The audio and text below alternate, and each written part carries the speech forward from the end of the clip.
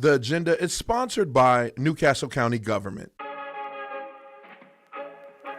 Community. I really wanted to teach public school coming out of college. I got a little sidetracked. I'll give you my opinion, but what's your opinion? Well,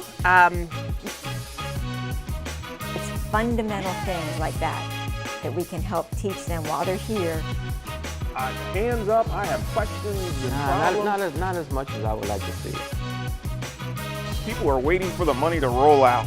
Well, that money won't roll out for weeks or months, but we are this close to finalizing the text of the bill. Latino population, it affects them disproportionately more than any other population. It was just set aside because of the pandemic, but it allowed us to do virtual programs. Down during the pandemic, it was just too unreliable. Really? This week on the agenda, we're going to take a look at all the episodes that we've done thus far. Believe it or not, it's been over 6 months of the agenda and ensuring that your topic, everything from legislative hall to town hall to your municipality, is brought forward so you can see it. You can talk to your representatives here on the show. You can talk to your police chief here on the show. So in this episode, we're going to go through and take a look at everything that we've talked about and some favorites. So we look forward to seeing you here on the agenda.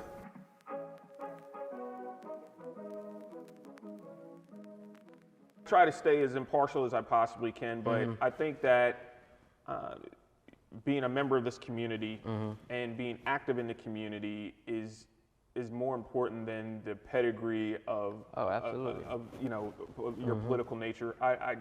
I'll just stop you there and say that I don't think that that's fair. It's not, but I think that's what people are accustomed to. Right. So they're used to politicians being political, and that's not who I am. Right. So.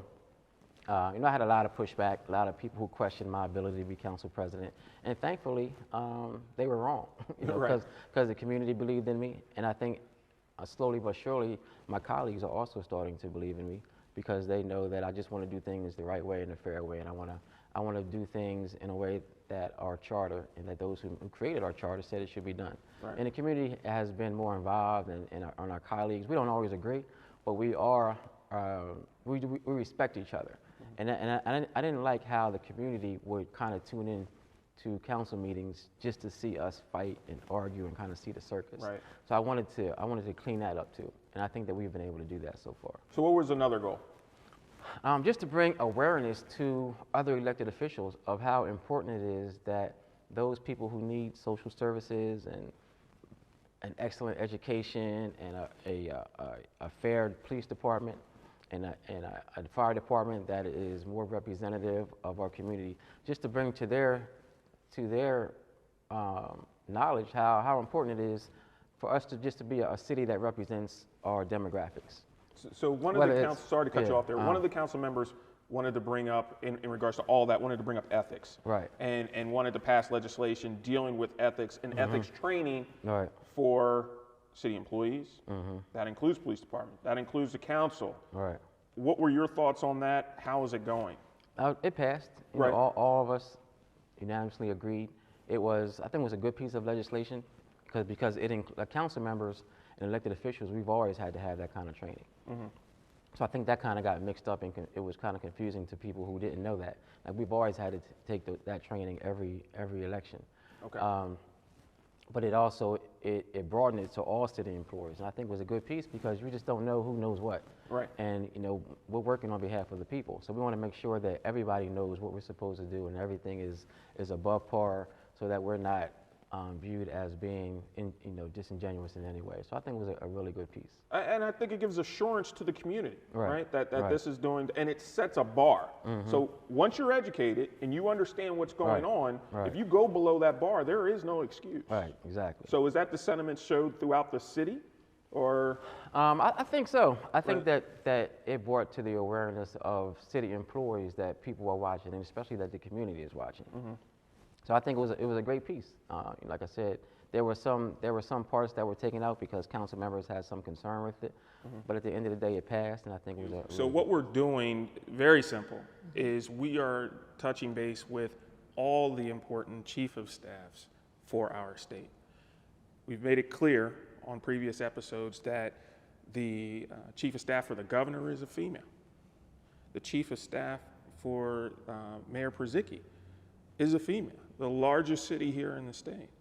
And you've made it very clear to me, you are not the chief of staff That's true. for Newcastle County, No. but the chief administrative officer and a very strong number 2, I think that's fair to say. That's fair. Okay, is also a female. So tell us a little bit about that experience. So as the Chief Administrative Officer for Newcastle County, I manage the day-to-day operations of all of county government, stemming from our Newcastle County Police Department to paramedics, 911 communications, parks, libraries, our sewer system, managing everything for the county. So it's been a great experience for me. How did you get, so I'm hearing all this, and we're going to talk about stress here in a second, because I don't know how you're handling all that. But how did you get there? How did you become the Chief Administrative Officer? So I know you've heard the term luck equals opportunity plus preparation. I've lived by it. You live by it, okay. Well, that's my story. That's Okay. my story. I did not even envision running Newcastle County. I was with the state government for a number of years, had the opportunity to serve as Deputy Secretary of Labor under Secretary Patrice Gilliam Johnson. Matt Meyer, after he was elected county executive, asked me to join his cabinet as the Chief Human Resources Officer. And I was delighted. I had heard a lot about county government, heard a lot about Matt Meyer and all of his goals to transform county government. And at the time, Kathy Jennings was the CAO of the county. And my first year, I got in there, learned a lot about county government, and then Kathy announced that she was running for Attorney General. And I said, wow, you know, that's great. Never thought in my wildest dreams that Matt would ask me to serve as the CAO. And initially, he asked me to serve as acting CAO while he did a national search, and he conducted that search. And then came back to me about 90 days later and said, you're doing such a great job. I don't think I need to look any further. You're my CAO. And so in 2018, I was appointed as the first Black CAO of Newcastle County. So how heavy is that crown that you're wearing, being the first Black CAO of Newcastle County and a female? So obstacles, could you talk a little bit about those? Sure. So a lot of people do not realize I am not a native Delawarean. I am originally from Washington, D.C., born and raised. We won't hold it against you. You're only done. Born and raised, but Delaware has become my home. I've been here for quite a long time. I'm a graduate of the University of Delaware. But I am not a part of the who's who club here in Delaware. I didn't set out to be in politics.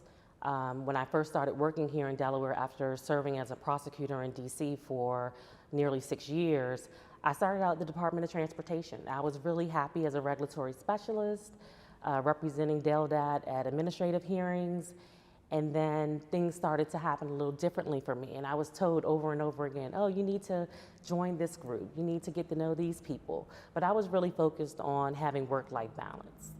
And so after opportunity after opportunity, I was presented with this wonderful job, and I've been able to, be able to handle the challenges that come along with running the county, especially when I'm not a native Delawarean and a lot of people do not know me.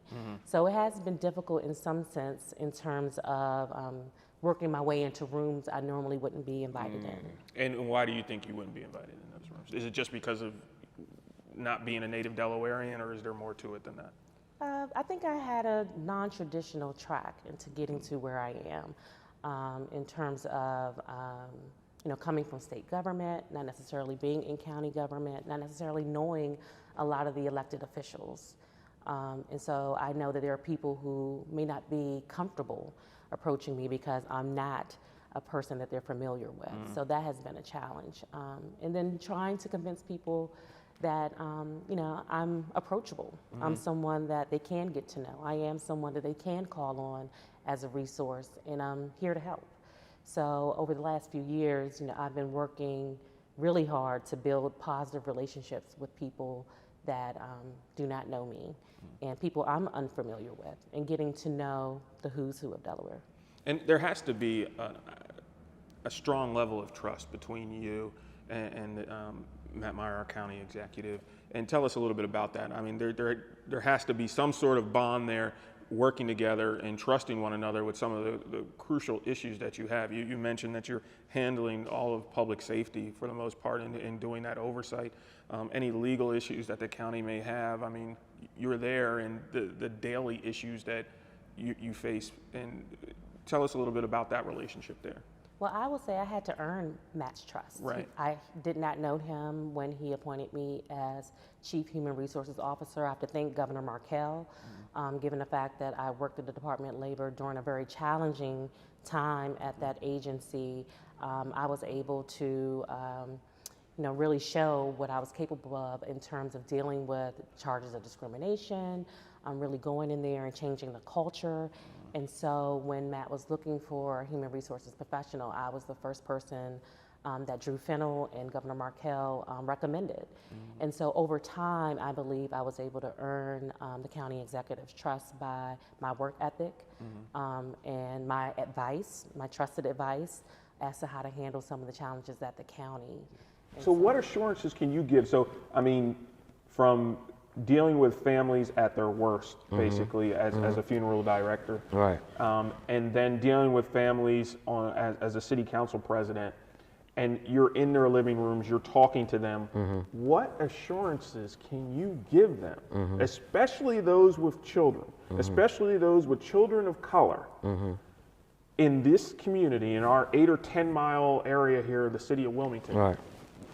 What assurances can you give them as city council president that they are being, I guess, thought of by the police? They are being treated fairly. They are being accounted for. Is that the right word? By the police? By the police. I don't think that I can. I think that's up to the police department to prove that they're willing, that they see the inadequacy and that they're willing to make the change. Like a council can make them change. I can't make them change as council president. I would love to. We can have the conversations. They can agree in a council meeting, but at the end of the day, it depends on what the message is to those officers every morning when they go out, and who we bring on our police department, and how we train them when they bring them on. I don't think anybody's asking for anything more than that. Right. So, Mr. Congo, we're in 24 months now of almost, no, back that up. We're in about 20 months of COVID, okay? I have to ask, are you vaccinated, sir? Yes.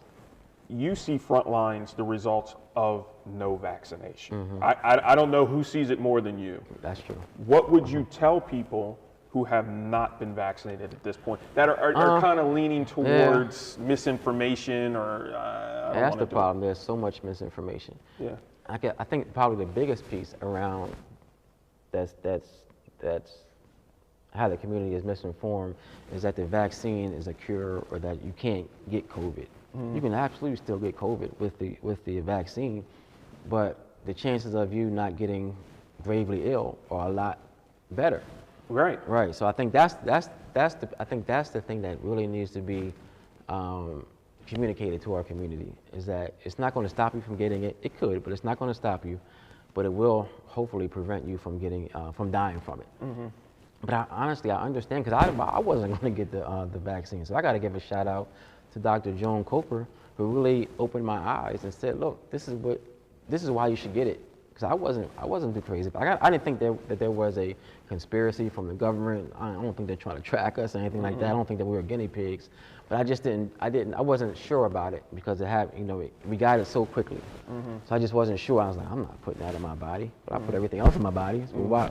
Now I'm picking and choosing. Now I'm concerned about this vaccine. I'm sure that, that there's fast food that is exactly. far more harmful. Absolutely, far more. So when she put it, she's like, what are you like? She just broke it down for me. I was like, I'm gonna get it, and I was fine. To me, that's very frustrating as a taxpayer. Yeah. I want something better. And I didn't bring you on here to just complain about traffic. Okay. I'm sure you get plenty of that. Sure. But at the same time, I think it's huge for us. You know what I mean? And I know that the southern part of Middletown, the southwestern part of Middletown, I can see the development there. I know that larger stores are coming. Sure. I know that this isn't going to get better. Right. You know what I mean?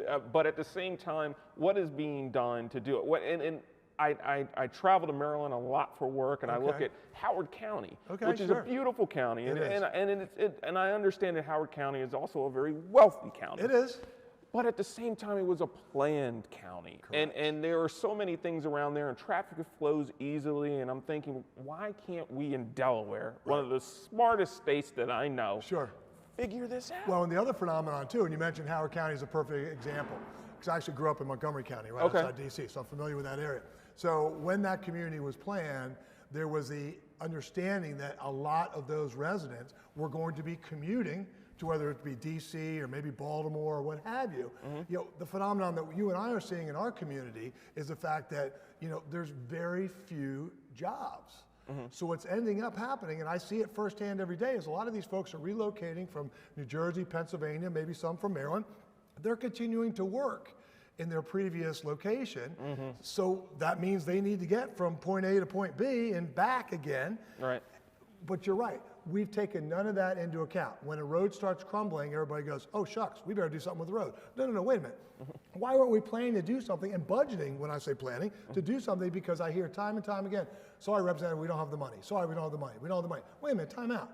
You know? And nobody wants tax increases. And that's the rub. That's the rub, of course, because a lot of these folks will come from out of state and they'll say, well, Kev, you know, the infrastructure was so much better from where I came from. And I'll say, well, yeah, I understand that. What'd you pay in taxes? Well, we paid $15,000 a year. Well, what are you paying? You know, what are you paying here? Well, $3,000 a year. Okay, well, do you want your taxes to be raised? You know, 300%? Well, heck no. That's why I left where I came from. So it's a little bit of a phenomenon. But at the end of the day, I'm a firm believer, and I know because I've been serving in Dover for long enough. There's money there, and it's a matter of earmarking those resources towards those items in our community, which everybody will agree, we have the fastest growing school district in the entire state. So it's no great secret that we have tremendous growth, and we need to be planning for it in a much more thoughtful way than we have been. And I understand, and I think my viewers have figured out, and I am a very staunch Democrat, but I am also very, very capitalistic. I want to know more about you. I want to know more about your agenda here in the county. But I think it's important, because of today, that we talk about COVID in the county. What would be your advice to anyone in the state and in the county right now in regards to protecting themselves from the variant and those that have not become immunized? Get vaccinated. Get vaccinated.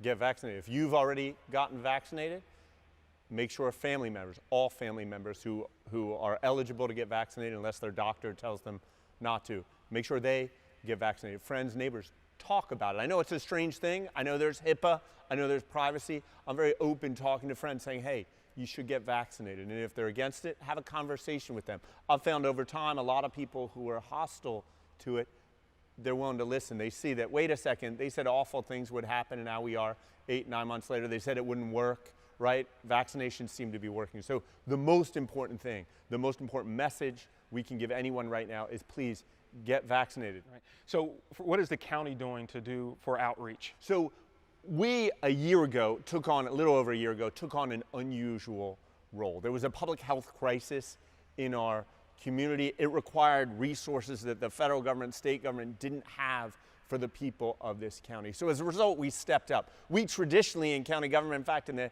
60-year history, 55-year history of Newcastle County government, we've never really engaged in public health with the exception of our paramedics. We never had to. We never had to, that's right. There wasn't a global pandemic that suddenly descended upon the people of our county. So we, a year and a half ago, basically put aside everything we were working on. This is in March of 2020. And I said we have 3 goals. Number 1 is to keep our communities healthy. Anything we can do to eradicate this virus from our community. The second was we had to protect the most vulnerable. And third was we had to plant the seeds to build back better, build a better post-COVID community than pre-COVID. As a result, we did some extraordinary things that have been recognized nationally, tops among over 3,000 counties in this country. We provided among the best testing. Open, free community testing sites, nothing up your nose. Remember there was that brain tickler? Right. We didn't do that. It was high quality saliva-based testing. We performed over 500,000 tests across our county. I know a lot of people watching went to some of those testing sites. The next step is we actually built a testing lab, a $5 million lab in partnership with Delaware State University, I started to say, wait, we're spending tens of millions of dollars on these test sites, sending them to labs in Texas, California, Washington, D.C. Why not right here in Delaware? We met with President Tony Allen, who's a visionary in his own right. We put together this plan with Dr. Neil Hochstein, Dr. Joan Coker, and we actually built a lab. So right now, a lot of the testing that we do is actually performed, analyzed right on Kirkwood Highway by Delaware State graduates. And that's still happening today. Still happening today. And it also, having made that decision, has put us in a great position for any additional wave that comes, or hopefully not, but if there's the next virus, the next pandemic that comes through, Delaware State now, in partnership with the county, is very well prepared. So can people find information about the COVID vaccination and testing on your website? They can. They should go to newcastle.de.gov. I also encourage them just to continue monitoring Healthy Communities, the Division of Public Health website. That often has the latest site. We do what we can to promote it, to amplify their messaging. I hope that this time next year we're going to have a conversation and COVID isn't a part of it. Let's hope so. Whether it is or not, let's be honest, Kerwin, it's up to all of us. You're right. It's up to all of us. You're right. Do we switch sides, or we keep? You go to the other side, Other Matt. side. You go to the ad side, and you'll serve diagonally. Again.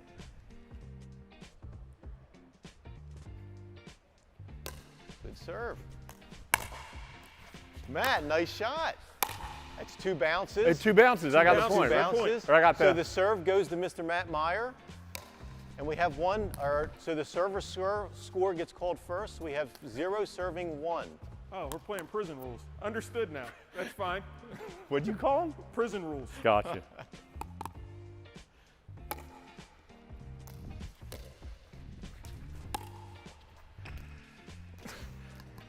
Very nice See shot. that spin?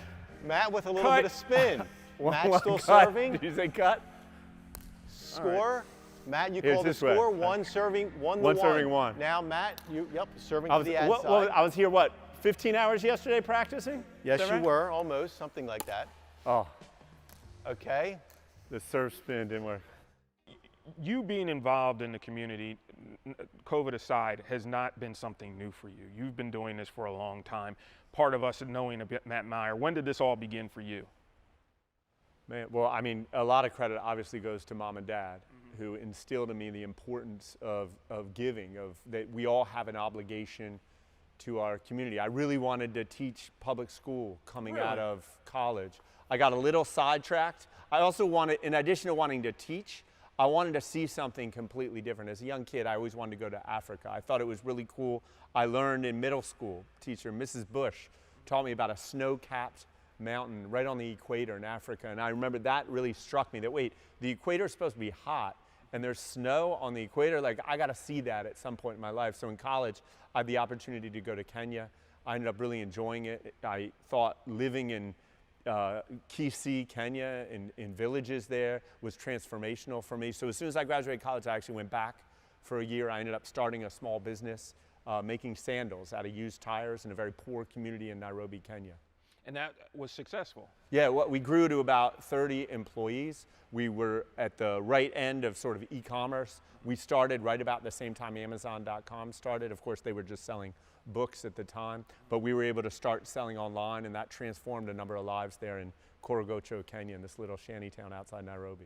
So what brought you back to the United States? So I wanted to come back and teach, so I ended up in a program called Teach for America. I initially spent 3 years teaching 4th grade, and then years later, after I went to law school, I ended up a diplomat. Well, let me make you very popular on the agenda. Okay. You are sponsoring a bill to have wine shipped through the mail to residents of Delaware. Yes, we are one of 3 states that still not have direct shipment of wine. It has been a big debate in Delaware for decades at this point.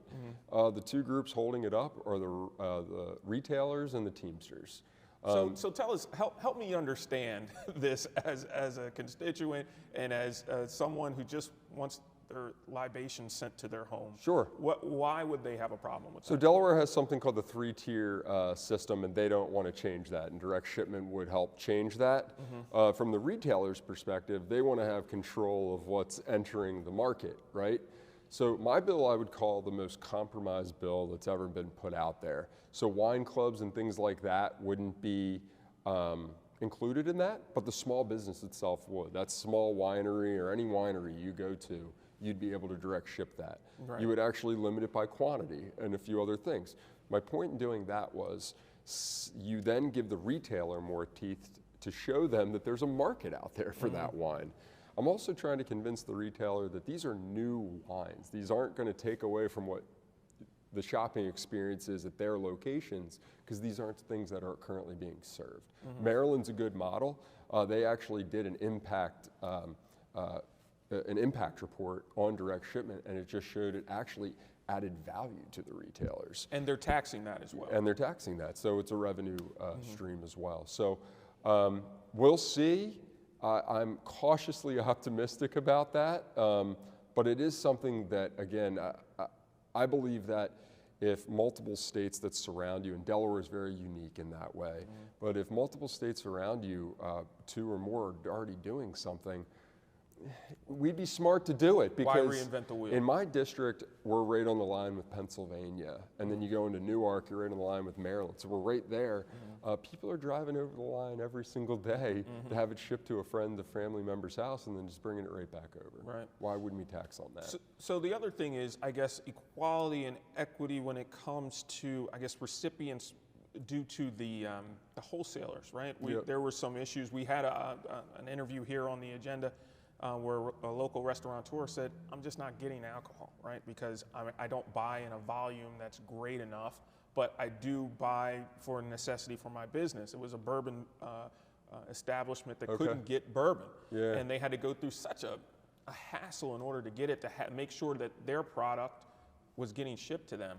Would this alleviate anything with spirits, or is this just wine? It wouldn't alleviate with spirits, and the only reason for that, to be honest with you, is I believe in modeling legislation, meaning let me show you it'll work, and then you can do something else with it. Now, there is a legislator who has one out there for beer, wine, and spirits, and that would alleviate that. Okay. But if people are having heartburn over just wine, I don't know how we get there without trying this first. We're gonna get there. So I think we just have to try it and show them that this is a value add for you. I do believe this is going to be a bipartisan issue for a lot of people. It is. You know, everybody, you know, not everyone. I take that back. But people do enjoy having a good time with a bottle of wine, so regardless of their party. So I'm pretty sure you're going to get some traction on this. I like to break down the party lines to make it pretty simple.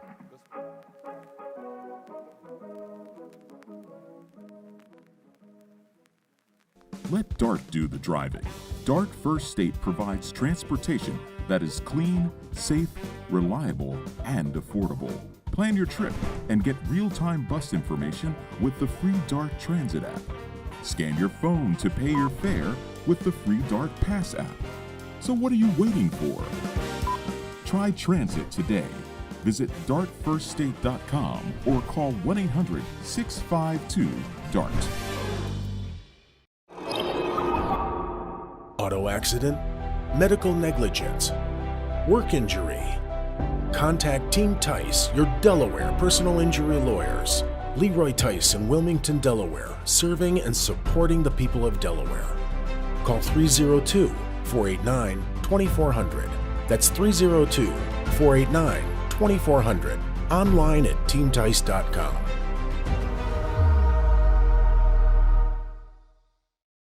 This message is brought to you by Newcastle County Government. Many wonder, what is a variant?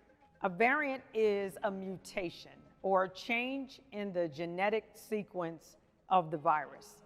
Some of our methods of treating COVID-19 become ineffective. If we were to simply get vaccinated, we could decrease the spread and the likelihood that a mutation would form in the first place. Let's get vaccinated.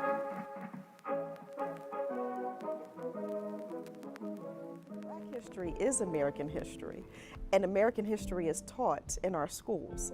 So what's the problem? History is not about patriotism. History is not about loving or liking a country.